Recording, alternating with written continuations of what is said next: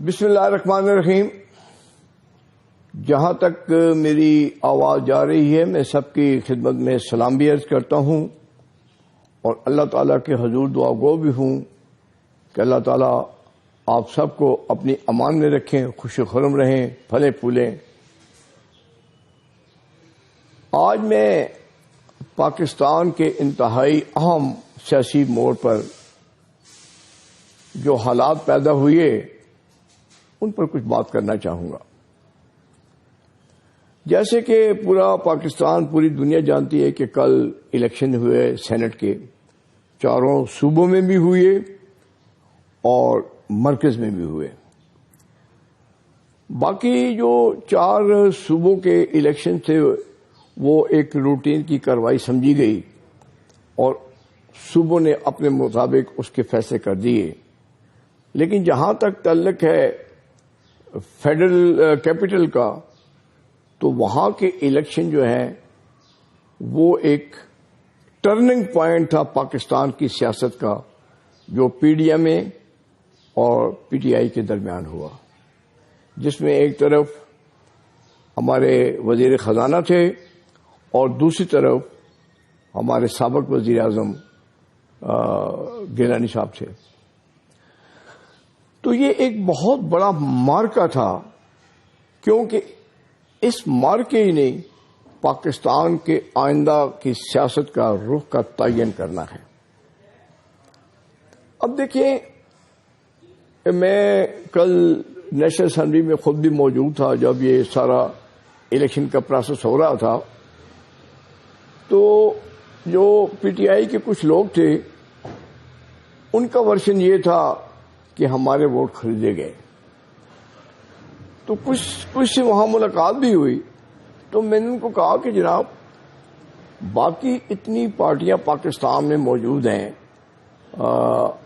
ان کے ووٹ کیوں نہیں خریدے گئے؟ آپ کے ووٹ کیوں خریدے گئے؟ یہ میں نے ان کو کہا کہ دیکھیں، اگر آپ حقائق کی طرف نہیں جائیں گے، جو اصل حالات ہیں ان کا آپ جائزہ نہیں لیں گے، تو آئندہ چل کر ان حالات کا جو بگاڑ پیدا ہو چکا اس کا مداوع کس طریقے سے ہوگا. میں نے ان کو کہا کہ دیکھیں، آپ کے تقریباً 17 ایم این ایز نے آپ کے مخالف ووٹ دیا. یہ کوئی نئی بات نہیں ہے. آپ کہتے ہیں یہ پیسے کے زور پہ ہوا، میں کہتا ہوں پیسے کے زور پہ نہیں ہوا. دیکھیں، راجہ ریاض صاحب آپ کے جو فیصلہ آباد کے ایم این اے ہیں، انہوں نے پارلیمنٹ ہاؤس کے فلور پر کھڑے ہو کے یہ کہا کہ جناب نوکریاں بکتی ہیں، رشوت بڑھ گئی ہے، کام ہوتے نہیں ہیں. اس کے بعد آپ دیکھیں کہ ڈیرہ غازی خان کے جو آپ کے ایم این اے تھے انہوں نے کہا کہ میرے اپنے ضلع میں نوکریاں بکی ہیں. یہ آپ کے ایم این اے ہیں نا. اس طریقے سے نوشہرے کے ایم این اے نے آپ پر عدم اعتماد کیا. کہنے کا مقصد یہ ہے کہ یہ اپنا ملبہ دوسروں کے سر پر آپ کیوں ڈالنا چاہتے ہیں؟ آپ حقائق کی طرف منہ کیوں نہیں موڑتے؟ کوئی وزیر یہ نہیں کہتا کہ یہ جو بجلی کے اور دوائیوں کے اور سوئی گیس کے نرخ دن بدن بڑھتے جا رہے ہیں، اس کا اثر اس غریب عوام پر کس طریقے سے پڑتا جا رہا ہے. اس ملک کے 22 کروڑ عوام جو ہیں اس مہنگائی کی چکی میں پس رہے ہیں. اس کی طرف تو کوئی سٹیٹمنٹ نہیں دیتا. نہ وزیر اعظم صاحب خود بات کرتے ہیں اور نہ ہی وزراء کرام بات کرتے ہیں. آپ اصل ایشو کی طرف کیوں نہیں آتے؟ دیکھیں، ایک جو سیاسی ورکر ہوتا ہے، ایم این اے بنے، ایم پی اے بنے، ڈسٹرکٹ کونسل کا وہ ممبر بنے، الٹیمیٹلی وہ جواب دہ ہے اپنے حلقہ انتخاب کے لوگوں کے سامنے. جب آپ نے پورے ملک کو ایک پریشانیوں میں مبتلا کر دیا ہے تو یہ لوگ جب اپنے حلقوں میں جائیں گے تو ان کو کیسے جواب دیں گے؟ اصل ایشو یہ ہے. مجھے تو یاد نہیں کہ میں 1990 میں اللہ کے کرم سے پہلی دفعہ ایم این اے بنا تھا اور پارٹی کا چیف وپ بنا. 2018 تک میں چیف وپ بھی رہا. کہنے کا مقصد ہے کہ مجھے اپنی اس پوری تاریخ میں یہ یاد نہیں کہ کبھی بھی کسی ایم این اے نے پارٹی کہ جو ڈسپلن کی خلاف ورزی کی ہو. اور یہ بھی نہیں ہوتا تھا کہ وزیر اعظم خود ایم این اے سے بات کریں.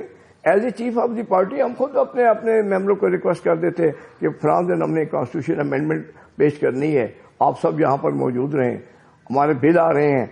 یہ معاملات تو اسمبلی میں ہم خود چلاتے رہے ہیں, ہم نے تو کبھی وزیر اعظم صاحب کو تکلیف ہی نہیں دی تھی اس معاملے میں. تو کہنے کا مقصد یہ ہے کہ آج آپ دیکھ لیں کہ تقریباً 3 سال ہونے کو ہیں, پارٹی کے قائد نواز شریف صاحب ملک سے باہر بیٹھے ہیں, شہباز شریف صاحب جیل میں ہیں, حمزہ شہباز شریف جیل میں تھے, 2 دن پہلے رہا کے آئے ہیں. صرف ایک مریم نواز صاحبہ تھی باہر اس خاندان میں سے جس نے پارٹی کو پورے ملک میں سنبھالے رکھا. اور شکر ہے اللہ کا کہ ان 3 سالوں میں کوئی سابق M N A M P A یا موجودہ M N A M P تو دور کی بات ہے, ایک وارڈ کا کونسلر بھی جو ہے وہ مسلم لیگ نون سے نہیں ٹوٹا. تو آپ اس کی وجہ یہ تھی کہ جب ہم لوگ اللہ کے کرم سے اقتدار میں آتے تھے تو ہم لوگوں کی خدمت کیا کرتے تھے. اپنے حلقے کے جو لوگ ہیں ان کے جو بنیادی مسائل ہیں وہ جا کے پارلیمنٹ میں ڈسکس کرتے تھے. ہم کسی کو نہ چور کہتے تھے, نہ کسی کو ڈاکو کہتے تھے, نہ کسی کے خلاف انتقامی کارروائی کرتے تھے. مسئلہ آپ کا یہ ہے کہ آپ اصل ایشوز کی طرف تو آتے نہیں ہیں کہ اصل مسئلہ اس ملک کا ہے کیا. اس ملک کا اس وقت سب سے بڑا مسئلہ تو مہنگائی ہے جس سے پوری قوم چیخ اٹھی ہے. جتنے ادارے ہیں پاکستان کے اندر, جتنے بھی سرکاری ملازمین ہیں, وہ سارے کے سارے بیچارے ڈسٹرب ہیں. انہیں سمجھ نہیں آتی کہ ہم کریں کیا اور جائیں کہاں پر. لہذا آپ اصل ایشو کی طرف دیکھیں, اور اگر ہم آپ کو اصل ایشو کی طرف لے کر جانے کی کوشش کرتے ہیں تو آپ انتقامی کاروائیاں شروع کر دیتے ہیں. اور بابا کریں انتقامی کاروائیاں, یہ تو آپ کی مرضی کی بات ہے. اللہ تعالیٰ قرآن پاک میں فرماتے ہیں کہ ہم انسانوں کے درمیان دلوں کو بدلتے رہتے ہیں. اگر جن اقتدار کی کرسیوں پر آج 3 سال سے آپ بیٹھے ہیں, اس پر تو ہم 25 سال تک بیٹھ کے رہے ہیں, لیکن ہم نے تو کسی کے خلاف کوئی انتقامی کارروائی نہیں کی تھی. ہم نے تو کسی کو جیل میں نہیں بھجایا, ہم نے تو کسی کی گھروں کو نہیں توڑا تھا. کہنے کا مقصد یہ ہے کہ نئی صاحب اب بھی وقت ہے, اپنے تمام معاملات کو ریویو کریں. لوگوں کے مسائل ہیں کیا, لوگوں کے ایشو ہیں کیا. روزانہ رات کو ٹیلی ویژن پر بیٹھ کے لوگ ڈسکس کرتے ہیں. فیس بک کو آپ دیکھیں تو بھری پڑی ہے لوگوں کے رونے سے. اور یاد رکھیں کہ جب غریب کی زبان سے ایک آہ نکلتی ہے تو وہ پھر 7 آسمان پار کر کے اللہ کے حضور پیش ہو جاتی ہے. تو آپ اب کبھی ایک پہ الزام, کبھی دوسرے پہ الزام. بابا آپ الزام نہ لگائیں. آپ کے MNAs MPAs on the floor of the house policy پارٹیوں کی مخالفت کرتے رہے ہیں. وہ بل بلا کے کہتے ہیں, رو رو کے کہتے ہیں کہ خدا را ہم پہ بھی رحم کرے اور ہماری حلقے کے لوگوں پر بھی رحم کریں. نہ تو کوئی ڈیولپمنٹ ہو رہی ہے, نہ کسی کو نوکری مل رہی ہے. پھر سب سے بڑی بات یہ ہے کہ مہنگائی پاکستان کی 72 سالہ تاریخ میں اس قدر نہیں ہوئی تھی جو آج ہے. تو اس لیے آپ لوگوں کے اصل مسائل کی طرف دھیان دیں, لوگوں کے ایشو ہیں کیا اس کی طرف دھیان دیں, بجائے اس کے کہ آپ جو ہیں کہ انہوں نے خرید لیا. اور جناب اگر خرید ہی لیا ہے تو پھر آپ کے لوگ بکے ہیں نا, باقی کسی پارٹی کا کوئی آدمی تو نہیں بکا. پھر اگر آپ کی پارٹی اتنی ہی کمزور ہے کہ اس کو لوگ خرید سکتے ہیں تو پھر میں سمجھتا ہوں کہ اللہ ہی حافظ ہے اس ملک اور قوم کا. بہت بہت شکریہ.